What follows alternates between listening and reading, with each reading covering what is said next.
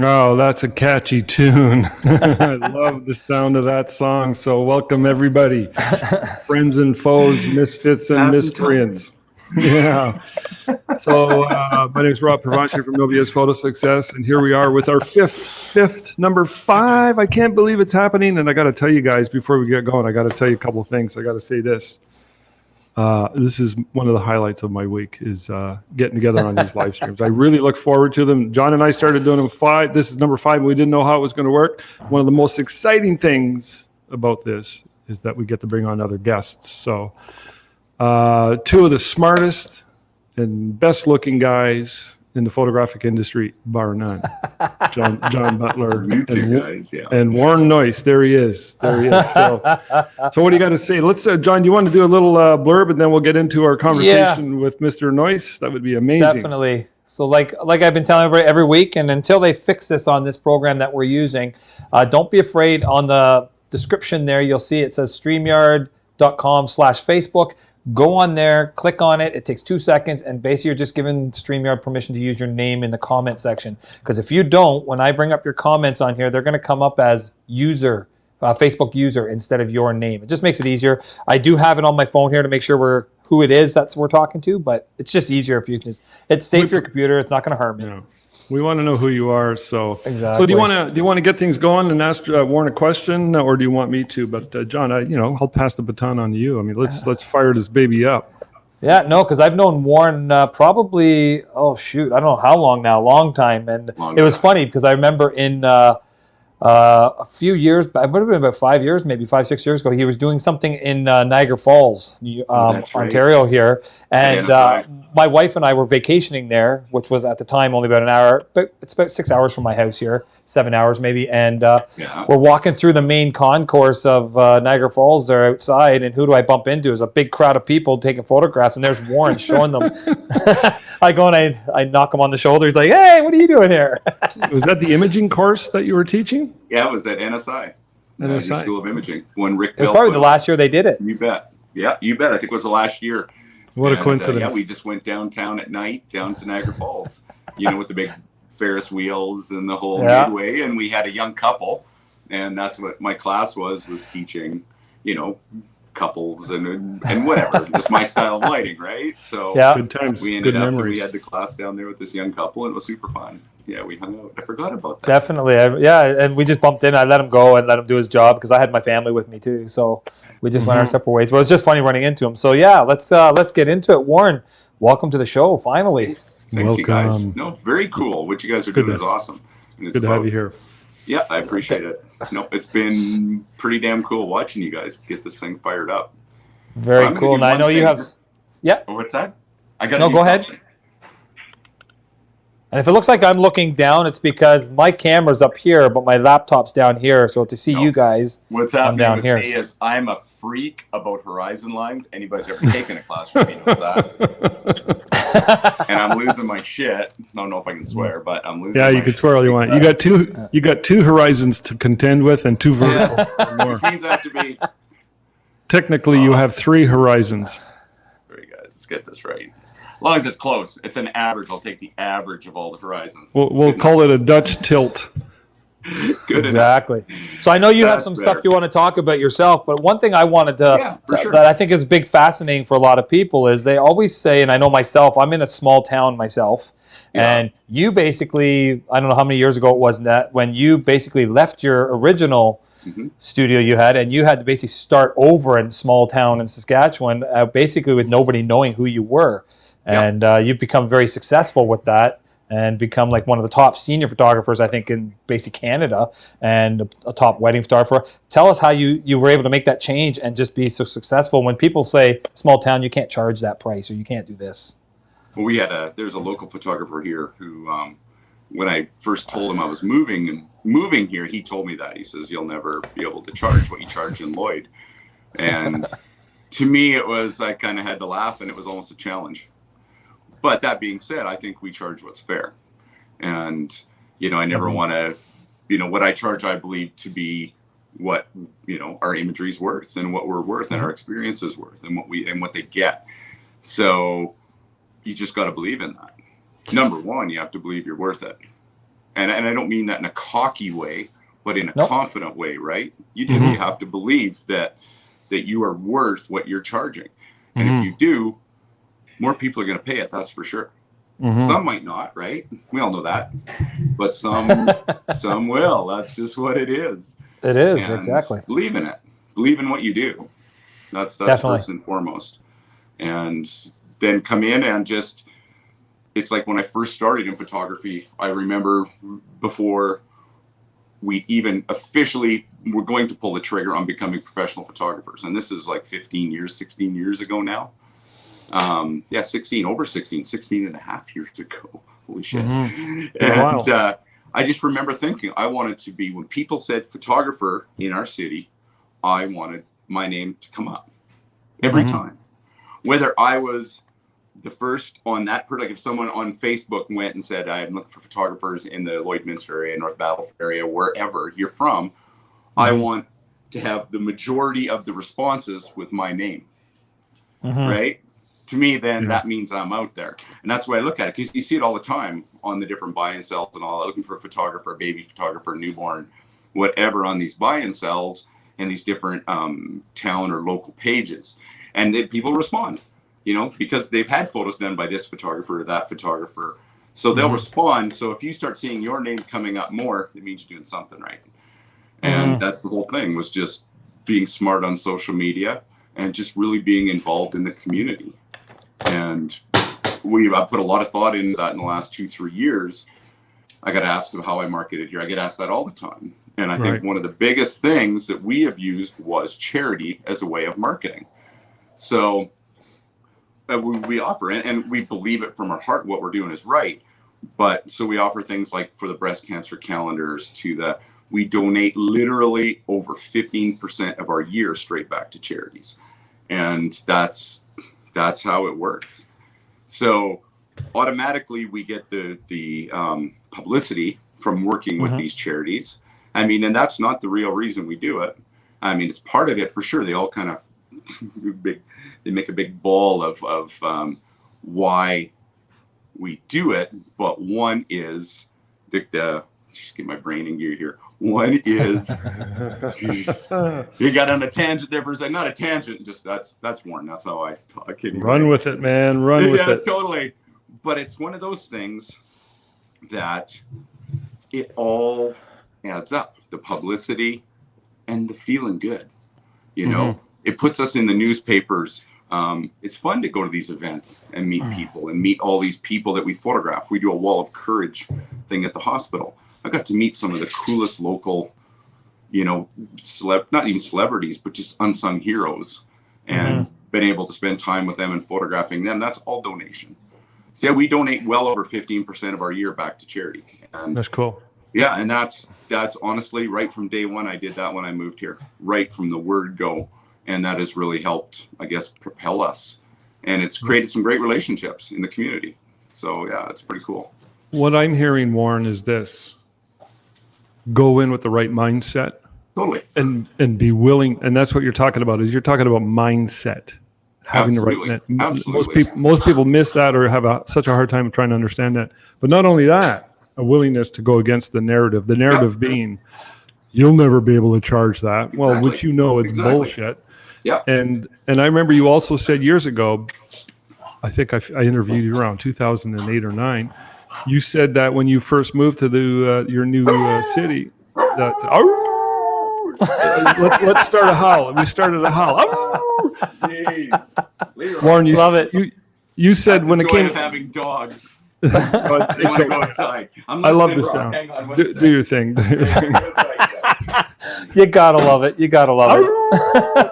And I'll have to be right. I'll have to go get him in a couple minutes because it's like minus 30. That's all good. But I remember when you first moved there, they said there's no way you're going to do seniors, and seniors were literally and still are for many areas in Canada. But you know, and you've just sort of you're not. We've sort got of 3 already this year. You totally For the crushed 2021. it. So Yeah, No, definitely. that's good. yeah. Well, So- they're fun. so- They keep me young. They do. Yeah. I mean, honestly, they're probably one of my favorite things. They are my favorite thing to photograph. And you get paid. Yeah, exactly. You know, and then people really appreciate it. And now with COVID, you know, kicking the shit out of everything, no grads, none of that kind of stuff. Yeah. Their photos mean more to them now than ever. Now's a Very perfect much so. time to be marketing to seniors, honestly. That's what I've started to do is the seniors this year. I did my Yes. daughter. I think you might have saw the ones I did with my daughter and a couple other ones. Now I still have to, Warne and I are going to have a confab one day. We're going to actually sit, because that's the one side I'm slow at, is the business side of the seniors, because it's totally different than doing families and things like that. So there's hope for you, John. There's hope for you. I won't be no Warne Noyce, but it's like when I do my pinups, I'm no Mike Long, but I'm able to hold my own in this area, but I'm never going to be like Mike Long. I mean, he is the master of that. So all I could do with seniors is try and keep up with Warne. I won't ever pass him, but I'll try and keep up with him. Oh shit, no. There's always a lane to pass for sure. Yeah. Always, well, always. One thing about Warne, from my experience, and I've known you since a long time now, and well over 12 years, you probably are not only one of the most successful, creative, and ballsy photographers, along with you and your wife, but you're one of the most generous photographers and willing to help out anybody, anywhere. You have a real passion for sharing your information, and that's why it's one of the main reasons why I'm so excited to have you on today's I Photo appreciate that for sure. So where are you at now? How's it going now in your city, in your town, your photography business? Let's dig into the reality of the day-to-day. It's been entertaining, to say the least. I booked a hockey team today, which is like holy shit rare in this day and age. We normally shoot about 40, and I don't want to get into the woe is me thing. We all are suffering. That's the reality. I'll probably mention a few numbers just because, but I don't expect sympathy for it. It's one of those things. It's friggin' reality, right? It's what it is. We're all dealing with it. Definitely. But I mean, you know, we normally shoot about 40 hockey teams, and I think we shot 7. So to be able to book this that's team, more than I've shot. Yeah, it's unbelievable. You know, 40 teams is generally a month of our income, right? So Warne, before you continue, can you just give us all a sort of reference point? Since you mentioned you normally shoot 40, you're down to 7. Just give us a quick synopsis before you carry on, and excuse me for interrupting. Just so, and I want to know, like, you usually do X amount of weddings, X amount of dance schools, X amount of blah, blah, blah, blah, blah. Just give us that real quick, and then we'll get into the rest of it. Dance has always been a big part. So we shoot a lot of dance. We have 4 or 5 schools, 3 big competitions. So it's a substantial, you know, basically over 50% of our year comes from the dance, right?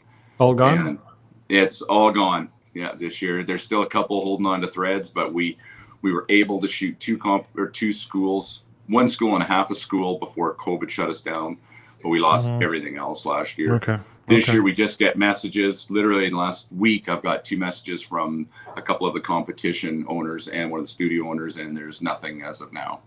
One of the other studio owners and competition owners are really trying to hang on to maybe a solos competition. We're still able to do some video or make some kind of income out of it. I mean, they're trying to support us as well. I mean, nobody's digging this at all. So that's where we sit with dance. Don't know if any of that's going to happen. High school seniors, got quite a few booked, you know, and they're pretty understanding, most of them. It's pretty cool. Again, now's a great time to pile into the senior business, because I think it's more important to them now. So we shoot a lot of seniors, a lot of dance, quite a few families. You know, I enjoy some of it. I want to start focusing I'm going to be pulling out of the families, the weddings, that kind of stuff in the next couple of years, and start focusing a little bit more on what my soul needs. I will always be a photographer, but I want to start leaning a little other way. You know, what's that going to be? A lot of fitness stuff, plain and simple. Okay. You know, I've been busting my ass and changed my whole lifestyle, and that's a whole other topic.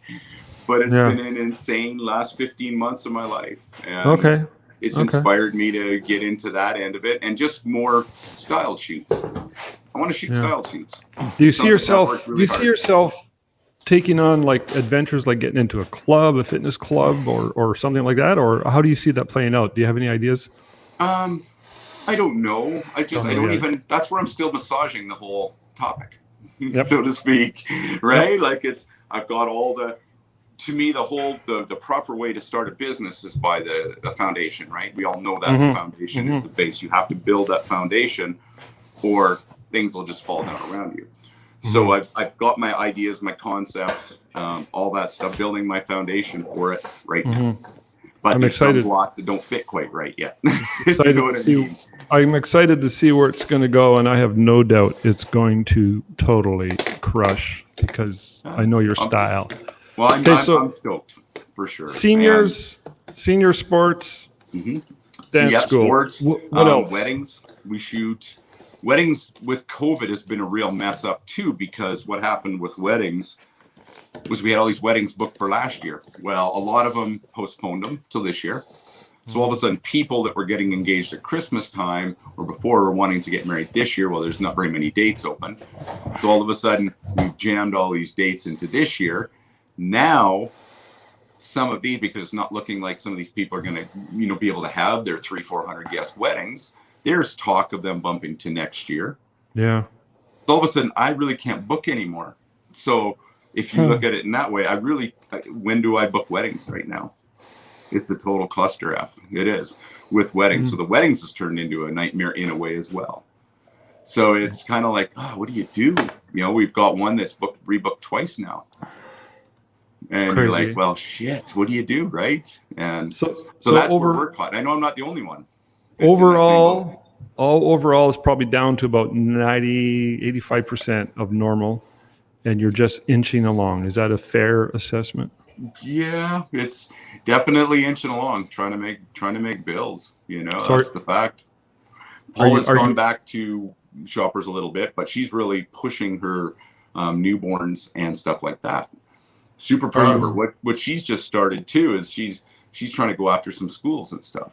So she set up, because a lot of the kids this year didn't get school photos out here. Lots, right? Yeah, that's like here too.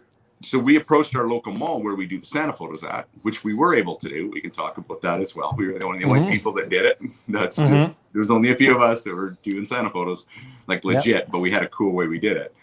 And so we end up using the mall space where the Santa set is, and we've got permission. We went in and we set up 3 backdrops. And this was Paula's full thing.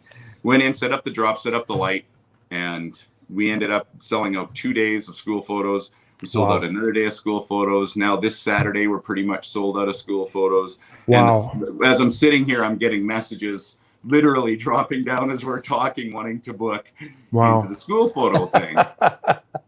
So that's good. Yeah, is it huge money? No, because we're charging kind of what Life Touch does, but yet we put an enormous amount more time into it than they did. Yep. But the people that walk in that door get a friggin' good picture. Yep. Agreed. The little one, right? Yep. And we get the same thing at ours, because we do the same thing. This is actually one of my backdrops I use for school photos. Very cool. The same thing. We charge similar. Yep. Some people say our pricing is actually better than Life Touch or some of the ones around here, Edge Photography. Sure. And it's better because I'm not like an assembly line. You're not having your kid come in, you got 5-10 seconds with each kid and then shoot them away. I can sit there and take 10-15 minutes per kid if I need to. Yeah, and that's what we do. We allow 15 minutes.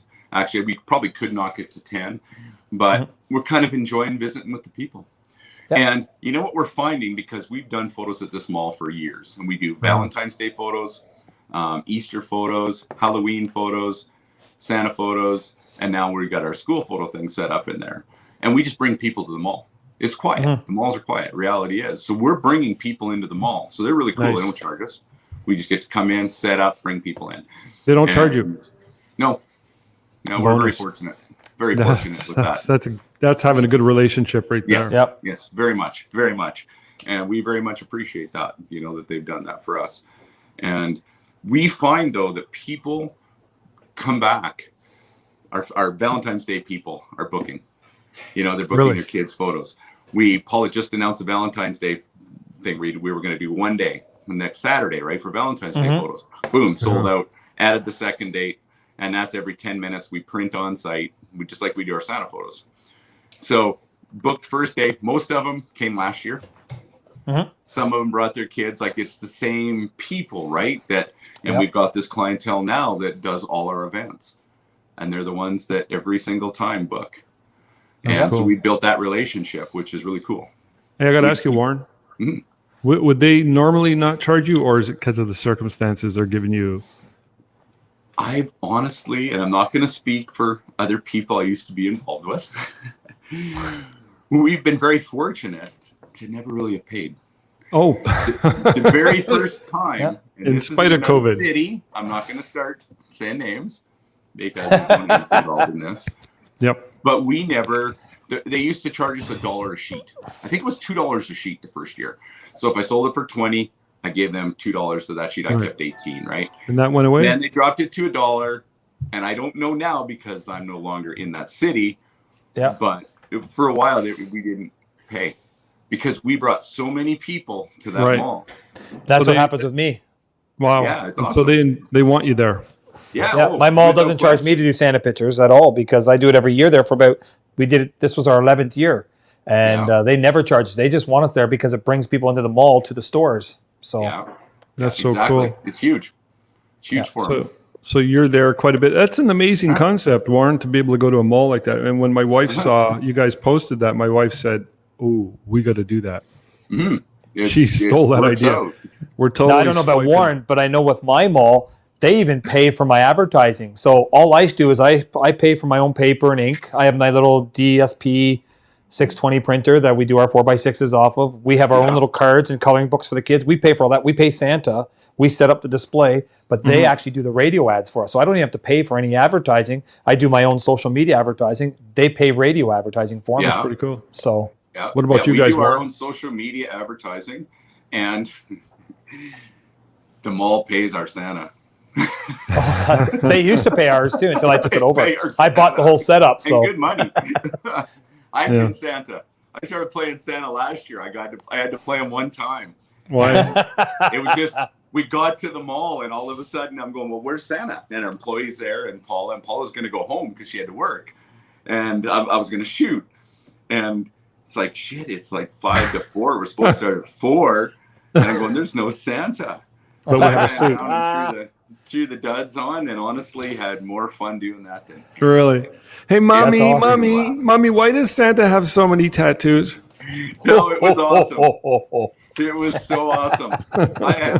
We're singing and we're jamming, and next thing you know, I got one little guy. He's telling me about how he wants a red truck, and I said, "You don't want a red truck." I says, "What kind of truck?" "Well, Ford." "No, you don't want a Ford. You want a GM." And his dad's looking at me. And I'm telling kids about the elves because everybody's got an elf on the shelf, right? You know, they all got their names. I said, Santa's got a bad elf at the North Pole. I couldn't even give him to any of you kids. And they go, "Why?" And I go, "Well, guess what her name is?" And they go, "What?" And I go, "Karen." And like that, eh? And all of a sudden you can see the parents busting. I got laughing over it. I have as much fun entertaining just as a Santa, but in a fun, super good way. And I have a blast. Oh, for sure. So, people must love that. They must love that. Now he's gone crazy because now he's got his what is it, Chef Pee-Pee or something like that. Oh yeah, my Chef Pee-Pee. Yeah, we got him from the local toy store just to use as a puppet to get the kids to laugh. Right. And we're leaving, and the lady goes, "Check out his YouTube channel." The YouTube channel, his name's Chef Pee-Pee. He's got a little sticker on him, right? So I check out his YouTube channel, and I'm like, this is quite adult rated. So that's my chef, and I'm trying to give him an Italian accent to kind of do my best for Alma Poca, like for the Italian. When I do my little lives with Chef Pepe, Pee-Pee, the Italian.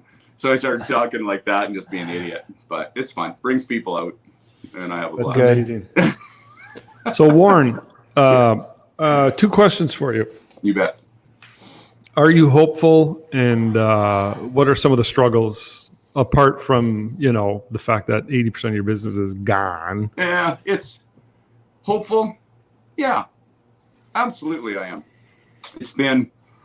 There's no question that I'm hopeful, and honestly, this is all gonna lighten up. It'll never be the way it was. Mm-hmm. I honestly don't think it ever will be. We can say, everybody gets the vaccine, it lightens up, everything's back to. It's not going to be. Obviously, things are going to get a lot closer to what they were, but I don't think it'll ever go back to the way it was. I'm hopeful. I'm hopeful for the business. I hope people like us, the people that like myself and like Paul and I, we don't have another income to rely on other than Paula. She can go back a little bit to work now, but we're full time. And that's kind of what it is. So it's definitely tougher for us. But I think it'll come back. And I think we got to play our cards right, try to stay sane. That's been the hard part for me, honestly, is staying sane. You know, when COVID hit, that's when we started doing our Tales from the Tub, you know, and John started doing this Butlers Babble and that. I mean, I did it just for my own personal mental state. Right. Really? It's like some people like to talk to a friend or whatever. Hang on, I just gotta let my dogs in there all flustered. That's all right. No, I'm the same way because my Butlers Babble was to keep me sane a little bit because I'm a people person. I like to have people around me. I'm a hugger. People come in my studio, they'll come in, they'll give me big hugs. Guys, girls, doesn't matter. And then all of a sudden, boom, cut. Yeah. Boom. So there he is. What's his name? This is Leroy. Hey, Leroy. bad. Leroy Brown. Leroy. I love it. So we covered the dog here now, whatever.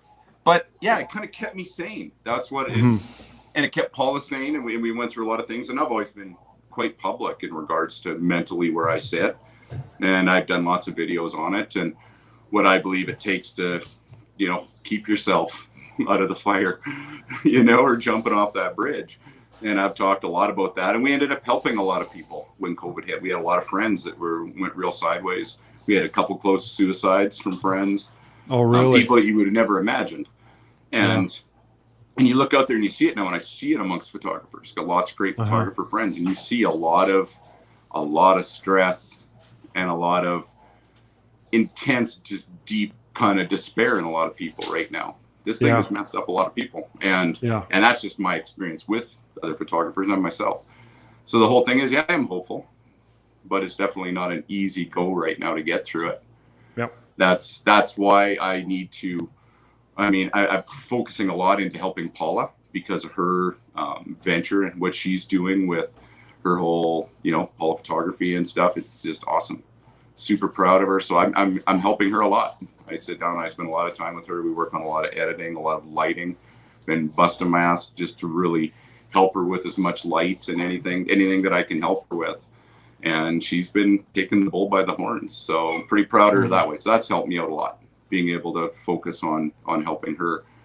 And going to shoot some of my stuff. Like I said, I want to do some theme stuff. I want to book some cool shoots, you know, with a couple past seniors actually. And one's an amazing dancer. So we booked a shoot with her that I just have got some concepts, right? Just some things like that. That's for me. Hey, we got to do things to keep us sane. Yeah, you have to. You have to. I do the same thing. I have a couple models that came in here way before Christmas. We're planning on a couple shoots. I have one girl. She's coming in.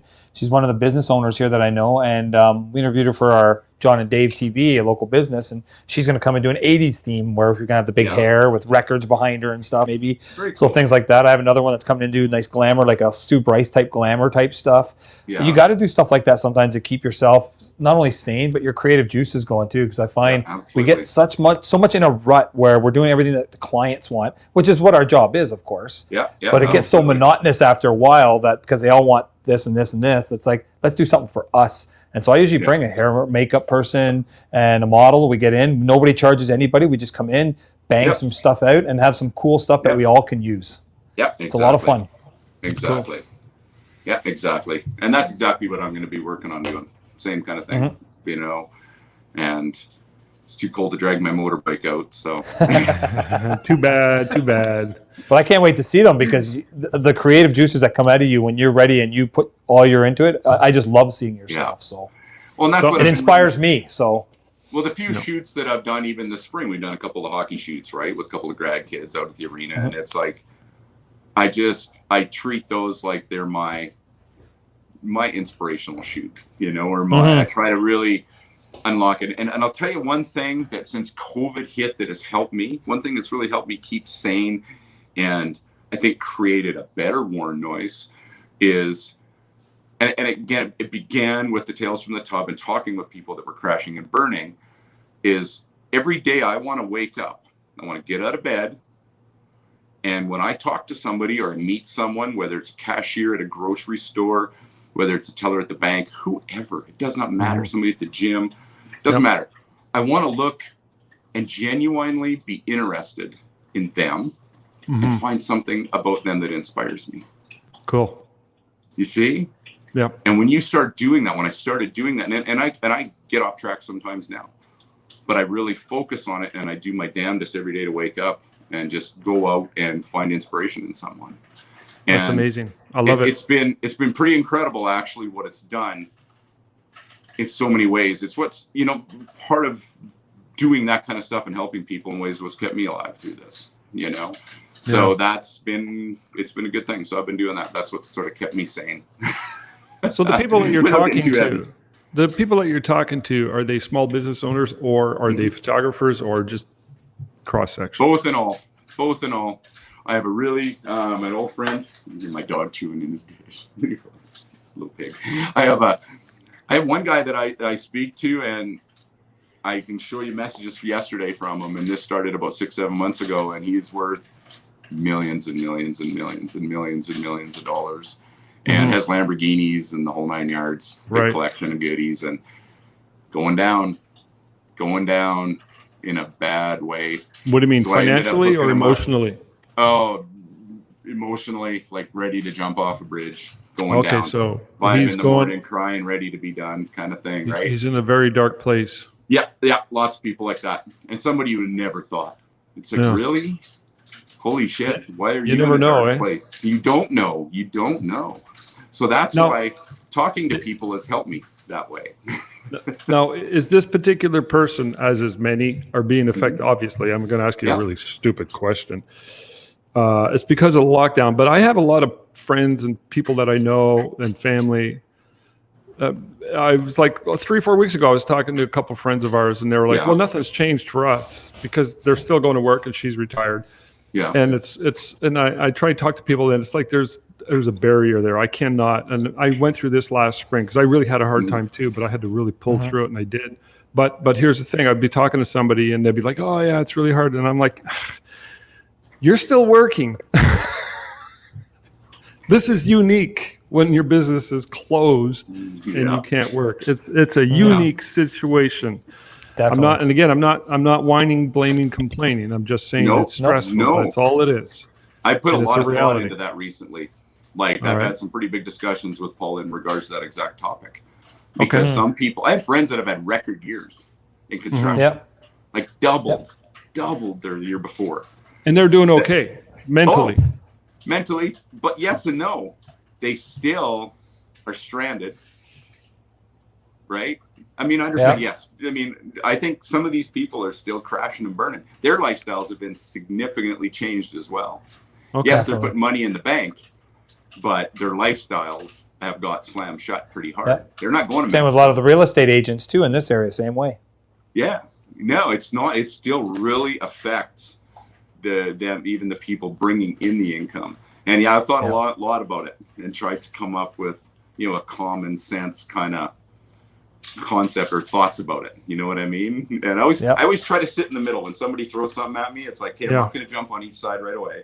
I'm going to freaking take a breath, and I'm going to inch my way out from the center until I try to pick it apart. And I'm not even choosing sides, but just going, I want to give the benefit of the doubt for both sides before I make a decision in my mind of what's right or wrong. So that's kind of how I see all that kind of stuff. So what are your thoughts, and what's your common sense approach to all this then? Do you have anything more to elaborate on that? Common sense? I'm not going to swear. There was a meme I posted recently, and what was it? It was just do whatever the F you got to do to get through this day and age. Amen. Something like that, and it's different for everybody, what they need to be saying, right? And mine, I turned to fitness. I turned to trying to, because I was in a real dark place physically as well. So I turned to fitness. That was reality. I just knew that if my body and I couldn't put my mind there, it wasn't going to be good. So I focused on that. Now it's brought me around to where I can start putting my energy back into photography and the inspiration of photography. So I knew I had to do that. I knew I had to change my lifestyle. And that was how I dealt with it. Other people might deal with it different, right? Yeah. Spend more time with certain people, or you can't do that now either. But to me, just moving more and eating better is a big thing anybody could do. And it would make that's what I got to get into on how they can handle it. The key word is this little Molson muscle here. The key word, Warren, is dealing with it. Key words. Yeah, absolutely. Definitely. Just absolutely. Underline. Yeah. No, we have to definitely we kind of got to deal with it. We don't have It does choice. play on you though, because like even here, my wife's in the office right now around the corner here. She's actually working on our price list and all of our things like that, trying to get everything ready so when we open, because we did a lot of changes branding wise and the styles that we're shooting now. Same with like I was supposed to be doing a headshot tomorrow for a real estate agent, and we had to postpone it till next week because we're still in lockdown till at least February 11th, until the Ontario government allows us to have people in our studio. Crazy. And I had to call her, and she was even saying, well, what if I just come in the back door and nobody will see? I'm like, no, the bylaw officers, they've actually been going around and everything. And so I told her, I got to wait till next week until they say, yes, you can open, as long as they don't even extend it another couple of weeks, because 5 hours away in Toronto and Mississauga and Peel area, they're still in high numbers, but it has been coming down. So I think they are going to allow us to open, but it plays on the mind. Like you said, I'm here at the studio working on editing stuff and putting price lists together, trying to get new branding together, all that stuff. But I want to shoot. Yeah. So See, I didn't do 3 dance schools that we were supposed to do this year, and we didn't do them last year either. I have Petawawa Minor hockey and soccer I haven't done in the last year because we couldn't. So no, it's brutal, man. It's brutal, and it does weigh on you. Yep. No matter who you are, like I say, this is what you've done for a long time, and you built your life around it. Yep. And that chair gets kicked out. Yep. You know, I even told my wife, "What am I going to do? What do we do if it gets to a point where we can't do photography anymore? This is all I do. I've been doing it for 20 years now." And me too, man. am I going to go back and work warehouse work again, or work at Tim Hortons or something like that? I don't have any other background. That's why I've been doing these podcasts. That's what got me in. I mean, you remember I started Butlers Babble just in my kitchen, and from there I started watching Tales of the Tub, and I'd go back and forth, watch yours and then do mine, watch yours and do mine, and then I started doing them for here, and this is something that I've actually been pursuing a little bit more. So I got this program so we can do this and make it look a little bit more polished and streamlined. I got a new camera here. I was telling them, I actually had a buddy here that was selling this 10-year-old video camera HD for $100. He said he'll take 70 for it. So I took it. Now I'm using it like a webcam even, and I can use it for behind the scenes stuff. We got our microphones. I got I'm just doing everything so that this is my second now. I could do my photography on the side and do my photography first and do this second. And I'm actually going to offer podcasting to people. I mean, you got to do what you got to do. Yeah, absolutely. I agree 100%. I agree 100%. And that's, I think you're going to find there's people dropping out of the game. Yep. Are there? Day. That's a reality. I think so. Lots. Yep. And lots going pretty unwillingly. Yeah. Well, a lot of them were struggling anyways, because a lot of them were the shoot and burners that were struggling to begin with to get clients, or to not get clients. They were getting lots of clients because they're cheap, but they have to do like 10 shoots to equal what we make in one shoot type of thing. And so they're burning out, and now they got nothing. So what are they going to do? So like you said, there's going to be selling their equipment and getting out of the game, probably a lot of them. Warren, it's a tough one. It's a tough one. So Warren, if it all went away, just as hypothetical, because it's not going to go away, but if it all went away, what would, other than fitness, I mean, what would you do? What would be, because I think this all the time too, especially last spring when I couldn't work for 3 months, I thought, take away my freedom, I feel awful. And you know, I was thinking as a thought experiment, what are our alternative businesses? But I would definitely probably get into a business, even a small business. Yeah. Involving people. I'd have to be with people. I couldn't be in a cubicle. I couldn't be in a closet. I have to be face to face with people.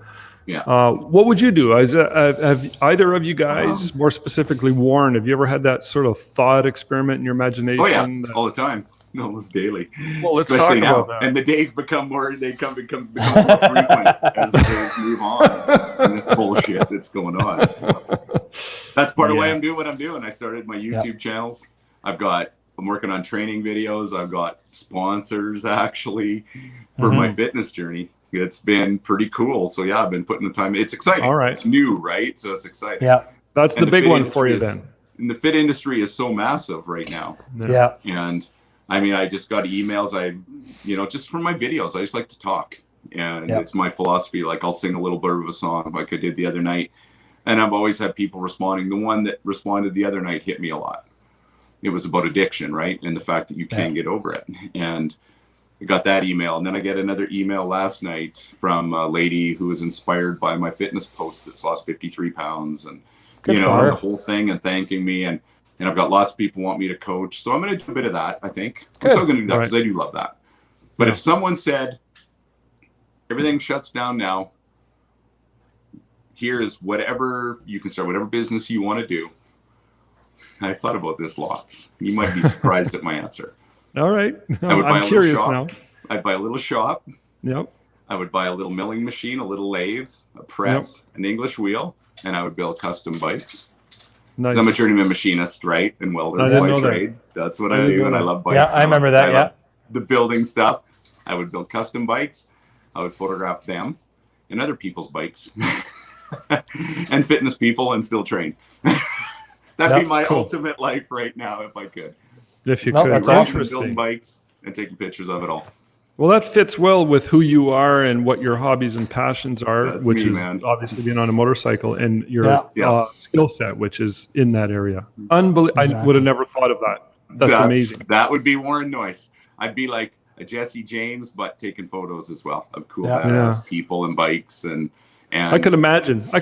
some of the bikes you'd create. Can you see it, John? Oh, because the two I built were from my brain. Exactly. Could you see that? It would be like, whoa.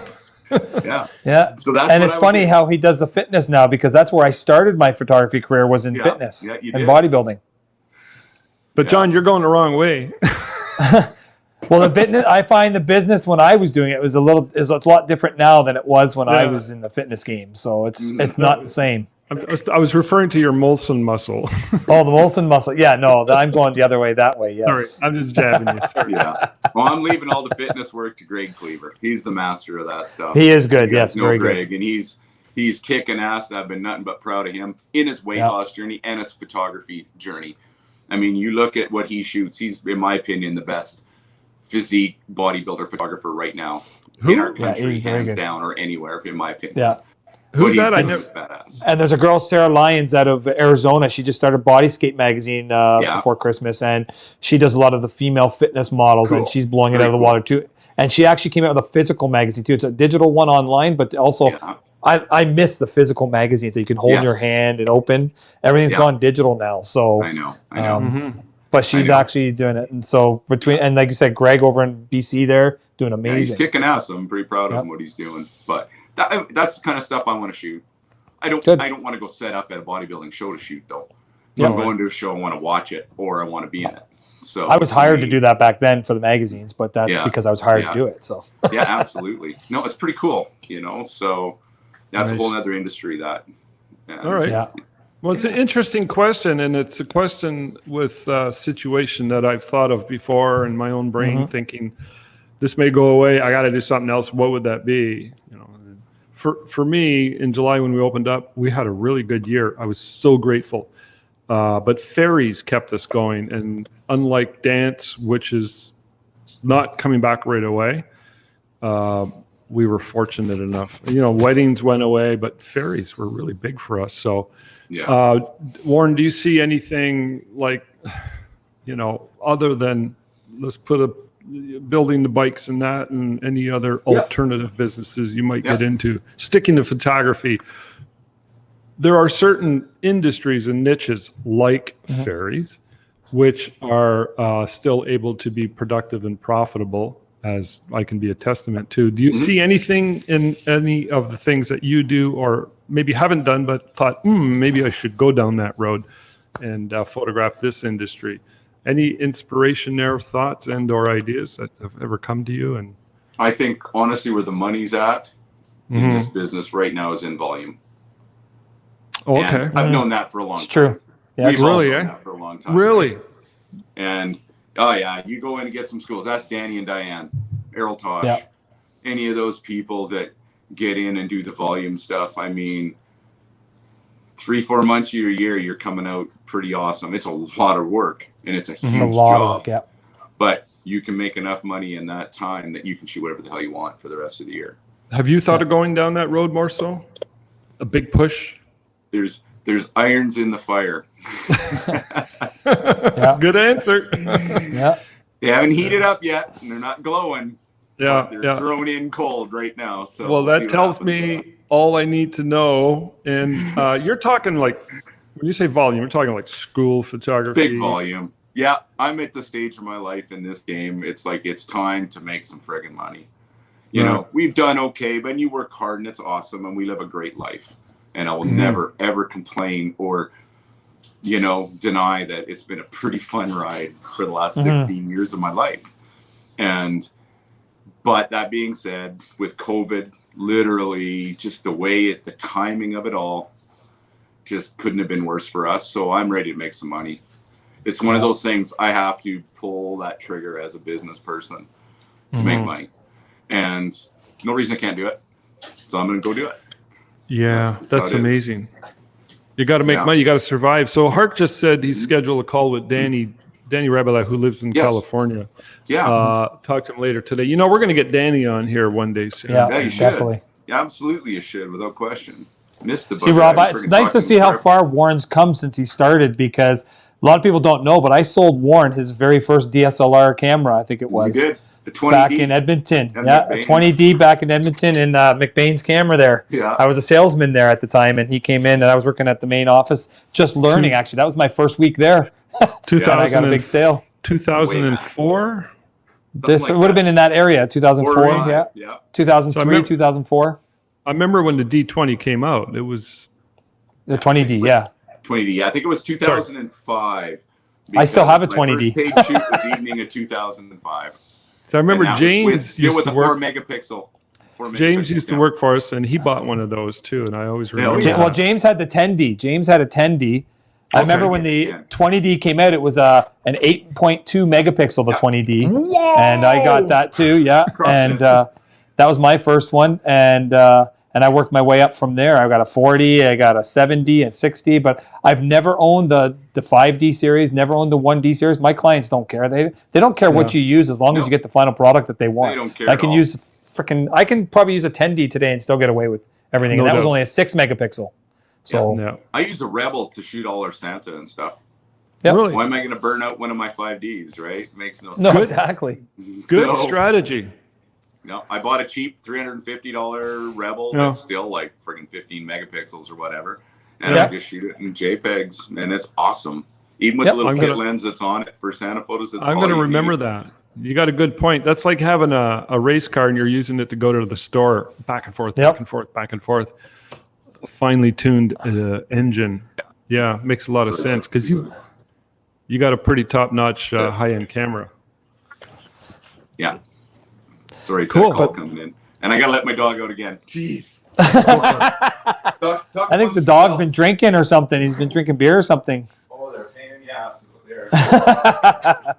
But no, it's nice to see that, like I said, like over the years, I think if I was to actually, they said everything's shut down, you can't do anything, I'd probably still stay in this area. I'd be offering to host live podcasts like this for different people where I don't have to be on the screen. I could take myself, just host it for them, be the behind the scenes. I would do graphic design, maybe learn web design, things like that. I'd probably stay in this kind of industry at least. So. Yeah, you mentioned that to me, John, a couple of months ago. You asked me questions about that, if I thought it was... well, what we do here, I can offer this to other companies in the area. If you want to do a pod, I've already talked to a friend of mine. She's like one of my best friends. Rob, I've talked to her about him before. She's a personal coach, and she's a fitness trainer. And and I told her you should do one of these for your clients only, where you could do a little podcast like this and answer questions with your clients, bring them on, and I don't have to be on the screen. If you watch, I can actually. See, I could just remove myself right from the screen, and then people don't even know I'm there. I'm just running the whole behind-the-scenes stuff, and she could just sit there on the screen and just talk to people and not have to worry about all that stuff. So you'd produce and you'd coach and pretty much. That's a good idea. And so I just got to figure out a business plan for that because I could still do that on the side of my photography while I'm doing my photography. Start small, man. Kitchen table. Get one client. You want to know what I would do if I had nothing else? I gotta say it. Since you guys said what you're gonna do, I would be flipping burgers and ribs. I'd be eating them. Barbecue. Maybe a food truck. You know. I get it. I don't know why. That would be awesome. I just love that idea. So. Well, when it gets to the point with vaccines and where they're at the point where we're allowed to travel normally, things like you said, it's not going to go completely back to the way it was. But when it gets back to a new normal, we don't have to wear masks. We can travel and visit and stuff. I've always told Warren, like last year, we were actually going to do a trip across Canada. My wife and I would take the kids, do a trip across Canada, and we definitely visit a lot of my friends in Edmonton. I was there, but on the way, we were going to stop and see Warren and Paula there. So I got to still do that when we're ready to do that. My wife, if it's just even the two of us, we'll come by and get Warren to cook for us. I'm dying to try some of his recipes. Yeah, I've got lots of those. That's definitely party at Warren's. Cooking too. Anybody knows me knows that. So. Hey guys, I got to mention one thing before you guys continue. In about 5 minutes, I got a bunch of construction dudes coming in my door, and my wall over here. They're going to be scraping and painting and hammering. And if I got to go, I'm just going to leave. If you guys want to continue, is that okay? Well, that's fine with me if it's fine with Warren. Yeah, so you guys down probably in about a half an hour, but other than that, so we still got time to talk some more. I'd love framing done. Love to pick your brain some more and get a few more absolutely. ideas. But I'm just letting we try and keep this as close to an hour as we can. Absolutely. We go a little over, and if anybody has any questions for Warren, Hart, for sure. Diane, anybody out there? Yeah, Hart's out there. Diane. Apparently, you stole his idea of the food truck. Yeah. He'd like to get a burrito taco food truck. Yeah, Hart wants to run a burrito taco. Texas, we had a food truck came in. Yeah. They're very popular in the larger centers, aren't they? No, that's pretty awesome. It's one of those things we got to just keep doing stuff because you do find yourself getting in that depressed, woe is me mode, right? You do. I don't care who you are. And maybe some don't, but I do. So you got to find ways to snap yourself out of it and keep yourself, like you say, sort of sane. Well, I think we're all creative types and entrepreneurial types. I think that's the core. Yeah. Right? Would you not say that's true? I agree. I don't feel like punching the time clock again. No, but we want to do our own thing. You feel a lot of creative energy, and you have to go out there and you sort of get your identity reaffirmed on a daily basis by going out there and creating, producing as a photographer, and it keeps you going. It's your lifeblood. It's literally your soul. It's like a calling. Getting a little spiritual there, guys, but you know what? I can't help it. Whatever. But you know what I mean, right? Totally understand. Yeah.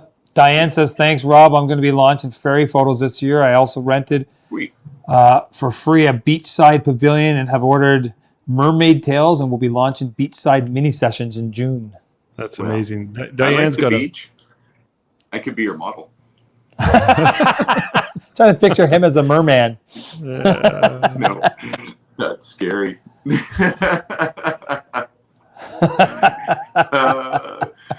Hark. I appreciate it, man. Hark is saying, it's been an adventure this last year. No kidding, to say the least. And I don't think anybody expected it to keep going like it has. No. I think in March, when everything shut down, we thought it would be, 2-3 months, we'll be going back to normal. Well, who knew that a year from now, it's going to be the same? Yeah, that's why everybody was happy then. They had that 3-month lock. Everybody's going, whatever, we'll talk about, we'll make lots of cinnamon buns, get fat, no one will give a shit. 3 months. Get some funding and have a paid vacation. And all of a sudden, it's a year down the road, and everybody's like, oh my God, I'm freaking so done with this. Yeah. There was that almost excitement at the beginning. I hate to say it, but now it's the opposite. People are weary. I noticed that with my friends, clients, everybody I talk to, without exception, people are weary beyond weary. Just fed up. Yeah, it's having a very detrimental effect, it seems to be on the global psyche. So interesting to see where it's going to go. Absolutely. And, I find it sometimes I find it hard to be hopeful. I do. I'll be honest with you, but doing stuff like this and just I have a list of things I got to stay on top of. I have to actively, consciously stay on top of activities to always stay ahead of the game, always stay in a perpetual forward motion, because it's easy for anybody to go and take the other road down this dark road, which could lead us to. Oh, yes. Well, you know what I'm talking about, right, Warren? You know what I'm talking about when you go down that dark road. You've seen people go down that road. It's not a pretty picture. Warren's favorite word that I hear all from him is empathy. And I think that's what everybody has to remember is empathy. You don't know what's going on behind someone's eyes. No. Yeah. You don't. That's fact. It's true. And to me, it's like there's days, and then this is one thing I fight with, and there's days that it feels like you're looking in on your life, you know, when you can see shit unraveling, but you can't do nothing about it. Yeah. That's almost the feel of it. It's like you're like literally looking at yourself in a fishbowl going, why is he doing that? But you can't stop it, right? That's it's right. Like, it's hard to describe. I've been analyzing myself this whole time as I've helped analyze other people and to see what people go through. And it's interesting, the psychology and all that kind of stuff that's going on right now with photographers and business owners and everybody. It's interesting. I've almost become obsessed with it. And I think that's part of the journey, my lifestyle journey. Really? So it's obsessed, or I guess is that dedicated? I don't know. Yeah, I find it so interesting. Yeah, it's like you're another time, curious. another place, that would be a cool career. You're curious about the behaviors and the trends and the mindsets of just about everybody. Absolutely. I noticed you said earlier at the start of our conversation that you actively take on an activity where you listen to people. That's a hard thing to do, by the way. But I really think that's so cool. It is. But that's a really cool activity for people to do. Yeah. When you wake up in the morning, literally walk out your door and you're going to meet somebody. You're going to see somebody. I guarantee it. Smile. Can't see it through a mask anyway, but smile because your eyes show it. And talk to them. Yep. You'd be surprised at how, and if you really listen to someone, if you really listen, and I say everybody on the planet has some kind of inspiration in them. It might be drive. Yeah, they're doing stupid shit with it, but you gotta admire their drive, right? Yep. Everybody has a positive component or something that inspires. So if you pay attention to that and you pick up all these little inspirational pieces from people, pretty soon that's what builds you, and that helps build you up. Because when you come home, you're like, God damn, this one girl is amazing. She's the one who sold us our dogs, actually, our one dog. She's cool. She's like a 23-year-old girl and just got engaged. You know when you get inspired by somebody that just blows your mind? It's like she is the real deal. Her. You know, I came home and I was on cloud 9 about her. Just the fact that she'd inspired me that much. Wow. So every day if you do that, it literally will help pull you or keep you out of that dark place. Yeah. But you have to consciously, at the beginning, you have to consciously make the decision, right? You got to wake up in the morning and say, I'm going outside and I'm going to go to wherever and I'm going to talk to somebody and I'm going to look for some inspiration. And once you do that, and then it becomes more automatic with time, then it's easier, right? Yep. But you just got to make the commitment at the beginning to do it. And then the inspiration comes after. That's amazing. That's amazing. That's a very selfless activity. But it goes a long way. But it's good. It's good for you. That's the thing. It's like that is something that's good for your soul. And I think we all need a little bit of good for our soul in this day and age. So that's what I choose to do and I choose to talk about to people. And because I think that's a good thing. So that's just my mental part, my mindset, I guess, right now, where I'm at. So, and I agree with your talk about mindset before, Rob. I think that's a friggin' amazing word. Because it's so much weight in a good mindset, right? Yeah. That's how I see it. We have. I might be just babbling away, but that's no. And I want to ask you to continue. We're kind of nearing the very end of our live stream here, so I want to close off with these comments from you on that topic, because mindset's very simple. We all have our own personal power, and mindset is something that we have to decide to either tap into or play victim. Playing victim means giving up all your power. Claiming your position involves having the right mindset and taking on this commitment. You said get up in the morning, do that every day. You got to recommit to that every single day, and it's especially something that we need to really focus on in these times. So, but what else have you noticed then, or what other activities, thoughts, and or crazy ideas in that giant swarming beehive of a brain of yours? Come on, we know Warren. You noticed? I love it. You should see the videos I have shot on this phone. Every night I shoot about an hour of video. Really? And You it's do? always my philosophies, my thoughts, my concepts. I'll sing sometimes. Paul is in bed watching TV, and I sit right here in my kitchen and I sing and I talk. Wow. This is just for But you I haven't only? done it much with them, right? It's like Okay. I'm afraid sometimes to put them out, right? But So they're like, I've got a it's whole like you video journaling. documentary. It's like a journaling, It's what it is, yeah. Exactly. but on your phone. Oh, that's I've got amazing. a Well, that's phone, really so- cool. Tell us more about that. And do you share any of it? I've seen a bunch of his stuff online. Yeah, a bunch of you some singing of it I online do. and stuff. I want to And see the honestly stuff don't know that what you're I'm going to be talk about really. or what I'm going to say till I sit down. All right. I want to see the stuff that you're going to be really embarrassed to share. Maybe he'll do a reunion with the combat pilots or something. Yeah, the whole thing with it quite often we'll start with the song. So if we're getting ready for bed, it's late. Well, late for me is 9 o'clock now because I'm turned into my dad. So 9 o'clock hits, having a shower, getting ready. I know I'm going to sit down. I'm going to shoot some video because of the YouTube channel and my fitness thing and all that. I've got a lot of people following me pretty quick. So that's really cool. And they're sending me messages and they want content, right? They want me to talk about things. So I kind of go in with that plan. But as soon as I sit down and just get in my zone in the kitchen, Paul is in watching TV, that's when I really don't know where I'm going to go with it. I don't know. So it's whatever. I usually start with a song. So I'll pick a song that I'm working on or that I like or I've heard, and I'll play it, and I walk circles in the kitchen around my island, and I sing. Nice. And That's then, pretty good. and I'm thinking the whole time my brain is just, and all of a sudden I've got philosophies and crazy thoughts and cool thoughts, and so that's when I sit down in front of my light and I talk. Nice. And quite often I'll sing a bit of the song and then I'll talk about what that song means to me and what I was thinking as I'm walking around the kitchen. You do that every night. So I thought it'd be cool to get one of those smooth things that you put your phone on and it follows. Okay, yeah, a gimbal.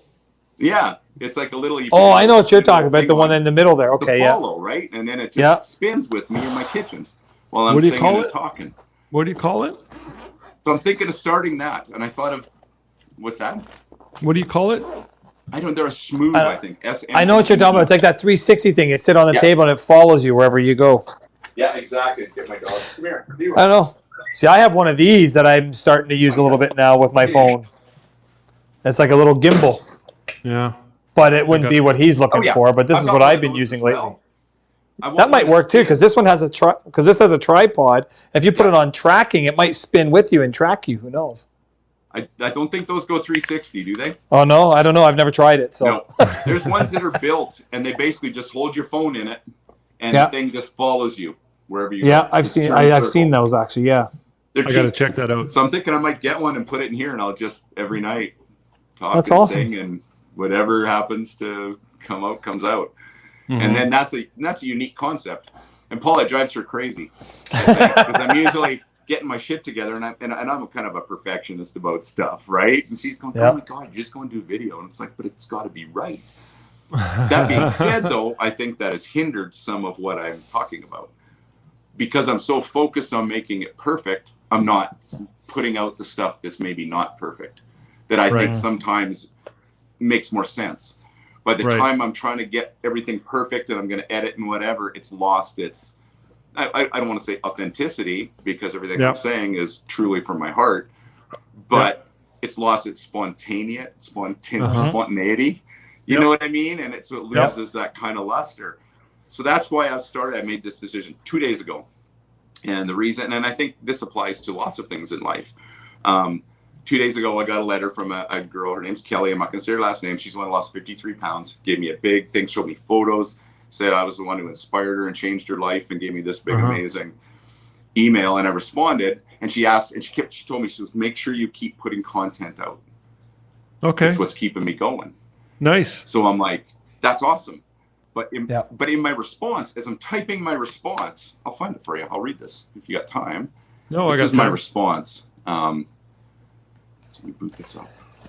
and see as much negativity that's come out of the pandemic. I mean, there's going to be a lot of positives to creative-wise too, because I'm curious to see in the photography industry itself, a lot of people who maybe were not ready to go and try certain things or to do something different. I'm going to want to see the creativity that comes out of photographers that weren't really thinking about it in the past. There's going to be a lot of new direction. A lot of photographers are going to go in. I find they're going to guaranteed. Yeah, it's going to be changed.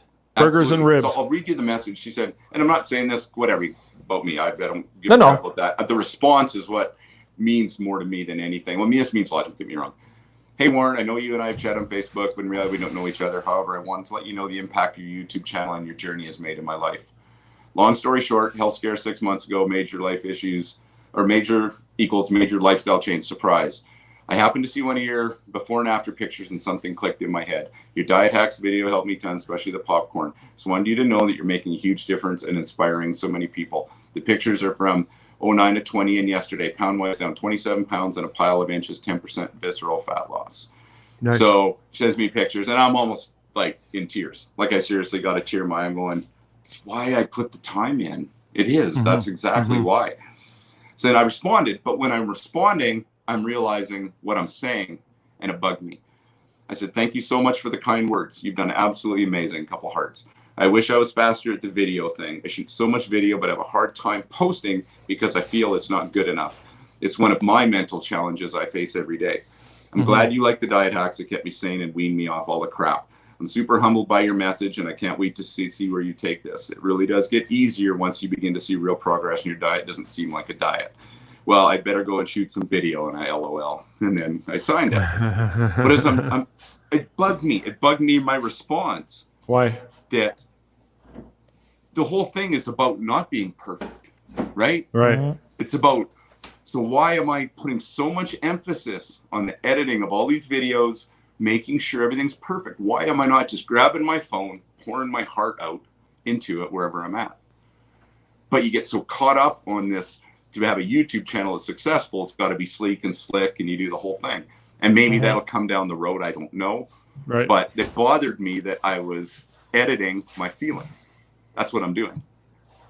Makes no sense, right? Like I'm not putting out my true off-the-cuff thoughts, which I believe are the ones that might have more impact than the ones that are thought out or they might, but if you look at it too, you want to draw people to your channel, and these days people want polish. They want without question in your face. So maybe there's nothing wrong with polishing it up. It doesn't mean you can still do raw from it, and that's what I have to do.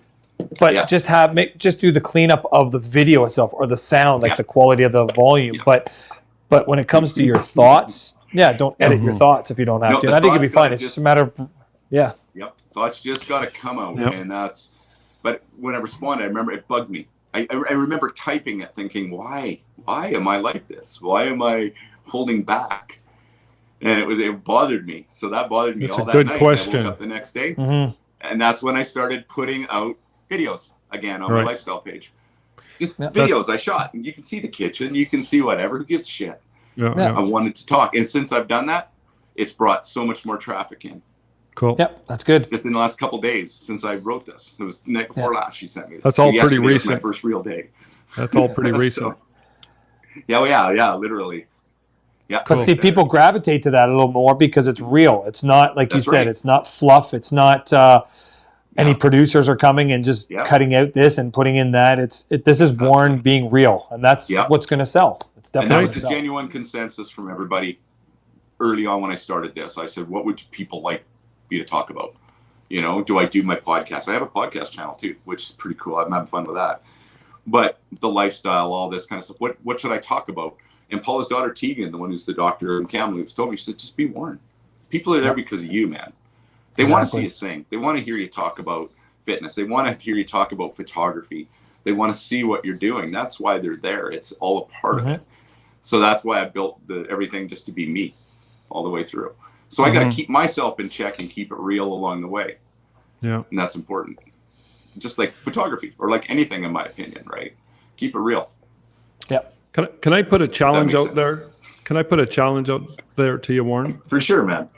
My guys haven't showed up yet. I keep looking out at the door to see if they're going to show up. But I want to put this challenge out there in case they show up and I lose my chance. I know you're changing your attitude on this self-censorship thing. And I think that's a struggle that we all go through. Perfection, which is really just a cover up for fear or something. But the fact that you asked the question, why, means you're going to open up to an answer. And that's often the missing ingredient with a lot of people. They don't even ask the question. They just hide, stick their heads in the sand. I agree. So the challenge to you, I want to put out right now, is to, from this point on, never let that affect you. I mean, you might already be there right now. I'm just saying it in case you have resistance, that self-center. You're just going to go full bore, 110%, all thrusters on from this moment on with that particular project. Cool? That's pretty much where I'm at. Good. All right. That's the thing good. is, I can't, Rob, and that's kind of my problem. You can't. Why? Part of it is, and it's not. We're gonna get real. Let's get real. You just said you were. And welcome to Photo Buzz. But this is good. It's good. I'm confused. There's honestly, a dichotomy there. What's that? Totally. I don't talk about this lots. I talk about a lot of stuff, and I talk to lots of people and about this exact topic, but I don't talk much about it either. But one of the things is I did start this channel, and it started with Tales from the Tub. And I've always been a teacher. You've known that. My dad was a teacher. I've always loved being able to share and help someone. That's something my whole life that I've been passionate about. From being a photography teacher to, anything I've ever done, I've always really been involved in trying to share the information that I know with others to help them. So to me, this whole fitness journey at 50 years old and how it all went down, it made sense. The time was right to do it. Right. And it made so much sense. I talked to Paula a bunch about it, and I said, I'm thinking of doing this. I talked to some friends. Some of my family thinks I'm a nutball, but whatever. Some thinks that I'm doing the right thing. But why not? It's the perfect time for me at my age. Everything's sideways in the photography industry for the dance photography and a lot of the stuff that I shoot. All that stuff. It's like, you know what? I needed something to take off my brain off that stuff and take the heavy out. And that's where this started. And why not? I kept thinking, some people say, well, you can't be like one of those fit dudes on TV. I have a friend just got 100,000 followers, makes like 15 grand a month on YouTube. And I'm not saying that is going to happen, but why not? Why not? You never know. Why not? Why can't I do it? Everybody else is doing it. Why can't I? I've never ever seen, it's like anything I've ever done, and it doesn't matter what you do. Why not? Why can't you do it? People always make excuses as to why they can't do something. Frickin', I don't want to say obsessed, but become dedicated to what you want to do in your goal, right? If you set that goal and you make the commitment to the goal, then you need to work at the inspiration and the motivation. But you have to make the commitment and then look for the motivation. Motivation and inspiration are things like getting these emails from these people. Pretty damn cool. And so every time I get something like that, it just makes me know that what I'm doing is right. Why can't I do it like everybody else? But I get hit up all the time because I'm a photographer, obviously, and because I'm not getting paid 10, 15 grand a month, 20 grand a month for any kind of channel or any kind of speaking right now. The fact is, I still have to do that. And I still have to put as much effort into my clients now that I always did. So I'm taking on a full-time plus job to create this and build my blocks, right? My foundation, in the middle of having to put 100% into the clients I have and still coming up. And I still got to hold my shit together enough for my family and my wife and my home and all that stuff. So it's intense right now. So it's trying to juggle it all. So that's why I can't go full force into it more than I am now. Gotcha. But, and the whole thing was with dance photography this last year, I'll always shoot dance. It was a successful enough year we had built with our dance photography that I wasn't going to have to take all this other stuff on this year and focus more on the channel. That was kind of the plan, right? Was to pursue this. Well, all of a sudden that 120 grand is kicked out. And I'm all of a sudden going round the clock just trying to pay a friggin' rent. So that was I think what triggered a lot of my mental troubles. So I fought stress, by doing what I'm doing now and just proving to myself that I can do it. So sounds like the stars are lining up for sense. You. I'm just saying it sounds like everything. Rob. I'm having fun and I'm having fun, and let's hope. The, it's a long haul. I've got a long way to go. The pieces of the puzzles are coming together. So the other part of my challenge I wanted to give to you is when we close off, we have a 20-second outro video. Just before we run that outro video, whenever we decide to close this off, which I think is pretty soon, can you sing 2 lines from one of your favorite songs? Oh, shit. Well, you do it all the time. I don't know. Put me on the spot. Okay. John, I've had you speak at 2 Infernos live, and you always started off when you were introduced. You go up and you would start singing. You would sing a freaking song to everybody. I'm like, I always sing in any of my teaching engagements. Why are you shy now all of a sudden? You should have told me ahead of time, Rob. You're going to ask him. I would have went to the old forum and got one of those and played it at the end. Yeah, they're in there. I sing "The River" all the time by Garth Brooks. Yeah. It's a good message. Yeah, it's all about just, and it's a good message for now. It's an ultimate song. I mean, I always start out and I would just start singing, and people go, "Shit, I thought he was here to talk about photography." Do you want to sing a verse or sure? Not? Yeah, I can sing a little. We could do it right at the end, and as soon as you're done singing it, we'll just outro. We don't even have to continue talking. But see, like songs they do give a good thing for mine was always standing outside the fire. I don't know if you know that song, but I used to work full time at Muscle Mag's head office in Toronto there, and I always said I want to do photography full time, and I was always holding back. I was nervous, scared to go on my own. I had a paycheck, I had benefits, and I had a car accident coming home from Chicago one time, and after that, I said, you know what? Life's too short. I should have died in this car accident. I didn't. Oh, really? Somebody upstairs was looking out for me. So and then I got home, and that whole week I was like in a different state of mind. And all of a sudden, Standing Outside the Fire came on the radio, and I listened to the lyrics for the first time, the actual lyrics of that song. And if you listen to it, it's true. It's like life is not tried, but merely survived if you're standing outside the fire. And I think that goes good with COVID right now too, because we're all in that situation right now. You're going to have to try something, stand out of your comfort zone and go and do it. And from that day, I ended up about 6 months later giving my 2 weeks notice and went on my own. So amazing. So that's amazing. So Warne, The River or another song? I don't know. I'm thinking. I've always sang The River. That's one I always started with. And to me, the river means you always have to change. It's always changing. Okay, if you don't sing it, John's going to sing his song. We're in some big MF or rapids right now. That's what we are. And that's reality. So you don't want me singing. My wife says every time I sing, I make her ears bleed. So I might make some people's ears bleed too. Ears bleed. I haven't sang this song in a long time. Why don't you give us a verse? Okay, why don't you give us a verse, and as soon as you're done, we will go to outro. And before we do any of that stuff, I'm glad my guys haven't showed up yet. They're late. They're always late. I get to hear you sing live on PhotoBuzz. This is amazing. But I want to say I want to say thank you, Warne, from the bottom of my heart, man. You are an amazing individual. John Rumble commented. He said, "Love your attitude, Warne," and I 100% agree. Warren's always been an inspiration of mine. I know he doesn't know that, but I get inspired by him and Paula all the time, and just watching them and what they do, it just inspires me all the time. So I appreciate that. And one of my next videos, I've shot videos in regards to couples.